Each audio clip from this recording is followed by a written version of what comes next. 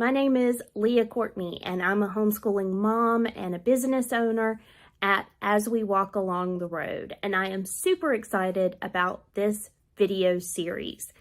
In this video series, which is brand new for a brand new year, I'm going to be talking about all things literature-based homeschooling. This series is going to be on Facebook Lives on Thursday mornings at 10 a.m. And it's also going to be shared on YouTube around the same time frame each week. So this series came about because I love all things literature-based homeschooling. And I am super excited to share that with other homeschool moms who might want to be getting started using real literature in your homeschool, or who are already using great literature in your homeschool and you're looking for more resources to do that. So in this series, we're going to be looking at what literature-based homeschooling is, how you can incorporate it into your curriculum if you're already using a different curriculum, how you can find literature-based homeschooling resources, why literature-based homeschooling might be a great idea for you, and much more about literature-based homeschooling. So I am so excited to have you along with me. I would love to answer your questions or your comments, so please always feel free to leave those. And make sure you follow my account on Facebook and subscribe to my account on YouTube so that you won't miss any of these weekly videos.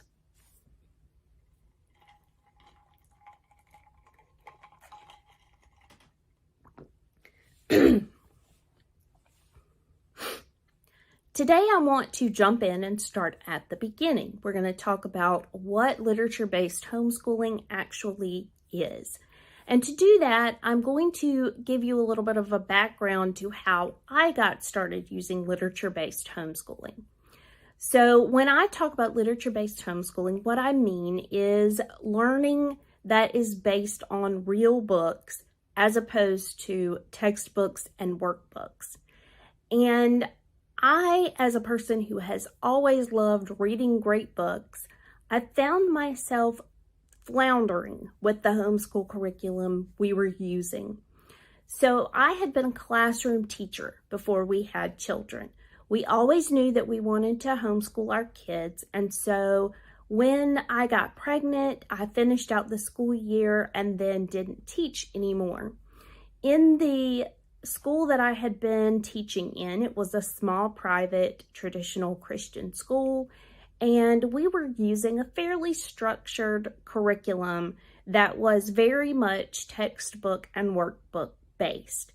Even as a classroom teacher, I had struggled with that a little bit because I had so many great ideas for using good kids' books, and I just didn't see how I could do that in the curriculum. And so even as a classroom teacher, I was kind of balancing that and trying to add in some literature as often as I could.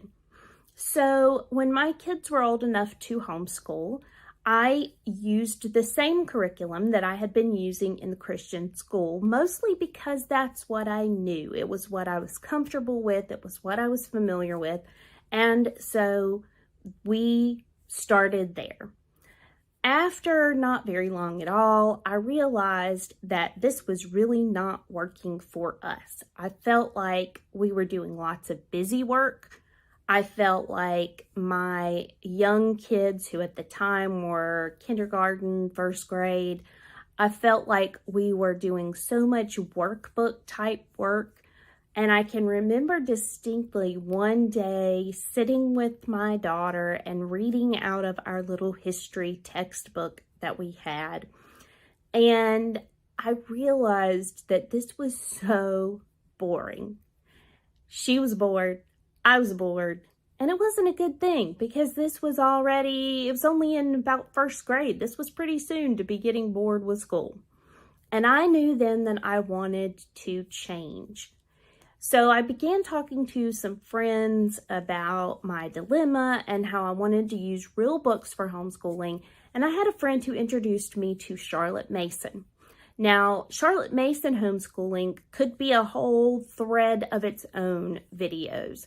And I'm not exactly a Charlotte Mason homeschooler, but if you're not familiar with Charlotte Mason and some of her principles of education, make sure that you follow up on that if you're interested in literature-based homeschooling, because you can get some great ideas even if you don't fully go the Charlotte Mason route. So I'll put a link in the comments here where you can go and learn a little bit more about Charlotte Mason. But Charlotte Mason wrote about her principles of education, and the form of education that she talked about was learning out of real living books.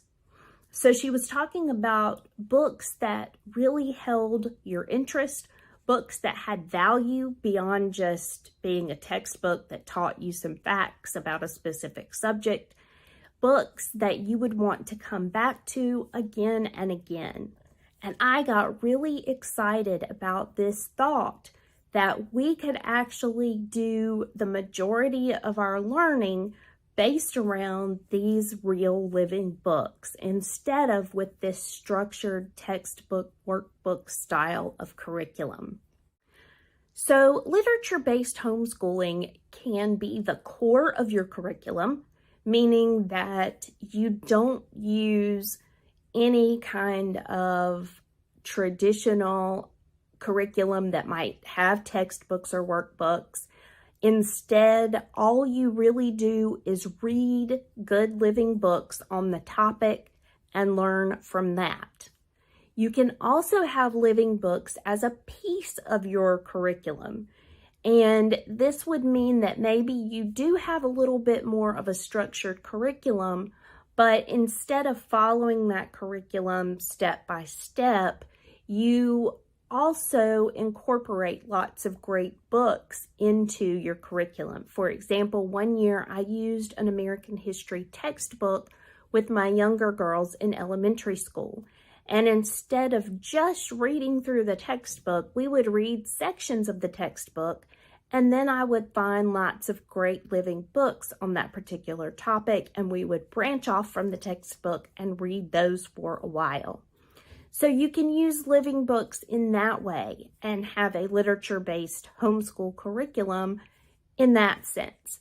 You can also find literature-based homeschooling curriculum to buy. There are companies that specifically make their curriculum, so you get a lesson plan, you get all the resources you need, but instead of getting textbooks and workbooks with the curriculum, you're going to get a whole nice pile of great living books that you are going to work out of all year. But the benefit of doing that is that you then do have a structure that you can follow. Instead of you having to come up with all of the books and decide what topics you're covering, you're going to have that already done for you when you use some of these specific literature-based homeschool curricula choices. So that's what we're talking about when we talk about literature-based homeschooling. And if you've been struggling with a traditional curriculum, and if you're somebody who loves and recognizes the value of great books, and you want to interest your kids in what you're doing instead of having them struggle through something dry and boring, then keep watching these videos. Stay tuned, because we're going to talk about some of the benefits of literature-based homeschooling, and I'm also going to start giving you some practical ways that you can use literature-based homeschooling in your home. So next week, we will be talking about some of the benefits of literature-based homeschooling. I hope to see you then, and make sure that you follow me on Facebook or subscribe